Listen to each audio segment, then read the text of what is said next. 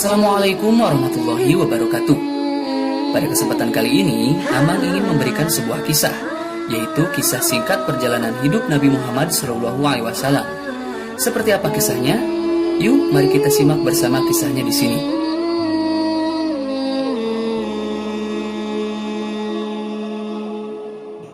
Seperti yang sudah kita ketahui bersama, Nabi Muhammad merupakan tokoh penting dalam sejarah agama Islam. Bahkan dapat dikatakan seluruh umat Islam pasti sudah mengenal sosok seorang Nabi Muhammad ini dengan segala kerendahan dan kebaikan hatinya. Beliau pun disebut sebagai utusan Allah Subhanahu wa Ta'ala yang menjadi tauladan seluruh umat Islam di dunia, baik dari zaman kenabian hingga zaman modern saat ini. Nabi Muhammad SAW merupakan nabi paling akhir yang diutus oleh Allah Subhanahu wa Ta'ala untuk menuntun umat di dunia, di mana Allah menjadikan Nabi Muhammad sebagai nabi penutup dan tidak ada lagi nabi setelahnya yang menjadi utusan Allah Subhanahu wa Ta'ala. Hal ini yang menyebabkan Nabi Muhammad mempunyai sebutan sebagai Khataman Nabiyyin atau nabi paling terakhir. Sebagai utusan Allah yang paling akhir, Nabi Muhammad menyempurnakan ajaran Allah yang telah disampaikan oleh nabi-nabi sebelumnya. Perjalanan Nabi Muhammad tidak lepas dari upaya menyeru seluruh umat manusia agar beribadah kepada Allah Subhanahu wa Ta'ala dan menunjukkan mereka jalan yang lurus dalam urusan dunia maupun akhirat. Sama seperti nabi-nabi sebelumnya, Nabi Muhammad pun mendapatkan wahyu yang luar biasa dari Allah Subhanahu wa Ta'ala. Namun kali ini Allah memberikan wahyu berupa petunjuk bagi Nabi Muhammad untuk membaca kitab suci Al-Quran agar terang dalam menjalani kehidupan. Selain wahyu yang diberikan, kisah Nabi Muhammad yang lain juga tidak kalah menarik untuk disimak, mulai dari kelahiran Nabi Muhammad hingga kisah meninggalnya utusan Allah yang sangat mulia ini. Berikut Amang telah merangkum kisah Nabi Muhammad, perjalanan lahir hingga wafatnya seorang nabi sekaligus Rasul Allah Subhanahu wa Ta'ala. Kisah Nabi Muhammad pertama datang dari riwayat kelahiran Nabi Muhammad sendiri. Seperti diketahui, kelahiran Nabi Muhammad bertepatan dengan peristiwa pasukan gajah yang tengah berusaha merobohkan Ka'bah.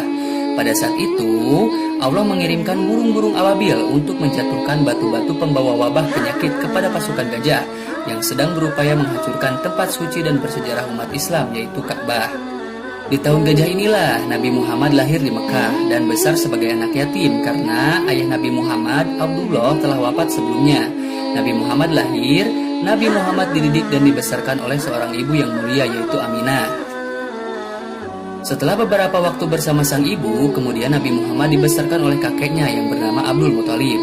Namun tak berselang lama, setelah 2 tahun bersama sang kakek tercinta, Nabi Muhammad harus rela ditinggalkan kakek yang turut membesarkannya. Pada usia 8 tahun setelah kepergian sang kakek, Nabi Muhammad kemudian diasuh oleh pamannya, yaitu Abu Thalib. Meskipun hidup fakir atau kesulitan dalam mencukupi kebutuhan hidup, namun Abu Thalib adalah seorang dermawan yang rajin berbagi dan bersedekah kepada sesama. Meskipun dalam keadaan sulit, Nabi Muhammad dapat tumbuh dan berkembang dengan baik bersama pamannya. Setelah peristiwa kelahiran, kisah Nabi Muhammad berikutnya yang patut menjadi teladan adalah peristiwa diturunkannya wahyu pertama dari Allah Subhanahu wa Ta'ala kepada Nabi Muhammad SAW. Sebelum dijadikan seorang Rasul, Allah pun telah memberikan anugerah keistimewaan kepada Nabi Muhammad. Salah satunya adalah wajahnya yang bersinar terang, mampu mengalahkan sinar rembulan. Ini dikatakan sebagai tanda kebesaran Allah Subhanahu wa Ta'ala yang menunjukkan Nabi terakhir dengan kemuliaan dan kedudukan yang tinggi. Selain karunia wajah yang bersinar, Rasulullah juga diberikan wahyu pertama yang sungguh luar biasa dari Allah Subhanahu wa Ta'ala. Menjelang diturunkannya wahyu pertama, Rasulullah mendapatkan sebuah mimpi di mana malaikat Jibril datang menghampirinya. Nabi Muhammad pun merenung dan memikirkan mimpi yang dialaminya. Dengan menyendiri di Gua Hiro, kemudian di tempat itulah Nabi Muhammad diperlihatkan Allah bahwa mimpi yang dialaminya benar adanya. Pada saat itu, malaikat Jibril datang kepada Rasulullah dan menurunkan wahyu pertama yang diberikan Allah Subhanahu wa Ta'ala kepada Nabi Muhammad. Saat itulah Allah menurunkan ayat Quran surat Al-Alaq dari ayat 1-4, yaitu sebagai berikut. Bacalah dengan menyebut nama Tuhanmu yang menciptakan. Dia telah menciptakan manusia dari segumpal darah. Bacalah, dan Tuhanmu lah yang maha pemurah, yang mengajar manusia dengan perantara kalam. Dia mengajarkan kepada manusia apa yang tidak diketahuinya. Quran surat Al-Alaq dari ayat 1-4. Setelah peristiwa itu, Nabi Muhammad pulang dengan perasaan takut. Namun disinilah waktu di mana kisah kerasulan Nabi Muhammad dimulai, di mana Nabi Muhammad sebagai utusan terakhir yang akan membawa kedamaian bagi seluruh umat manusia. Kisah Nabi Muhammad berikutnya yang tidak kalah menarik untuk kita simak, yaitu kisah perjalanan dakwah yang dilakukan secara diam-diam. Setelah mendapatkan wahyu pertama, Nabi Muhammad SAW kemudian mulai melakukan dakwah secara rahasia atau sembunyi-sembunyi. Khadijah, Abu Bakar As-Siddiq, dan Zaid bin Harithah, Ummu Aiman, Ali bin Abi Thalib, dan Bilal bin Rabah merupakan orang-orang yang menjadi pengikut pertamanya. Setelah beberapa tahun melakukan kegiatan dakwah secara rahasia, kemudian Allah memberikan perintah untuk berdakwah secara terang-terangan. Perintah ini seperti yang tercantum dalam Quran Surat Al-Hijr ayat 94, yaitu sebagai berikut. Maka sampaikanlah olehmu secara terang-terangan segala apa yang diperintahkan kepadamu, dan berpalinglah dari orang-orang yang musyrik. Kisah selanjutnya yaitu peristiwa Isra Miraj. Peristiwa Isra Miraj juga termasuk perjalanan penting dari kisah Nabi Muhammad SAW yang bermakna dan mempunyai pesan yang mendalam. Peristiwa perjalanan Nabi Muhammad ini bermula ketika istrinya Khadijah dan pamannya Abu Thalib wafat.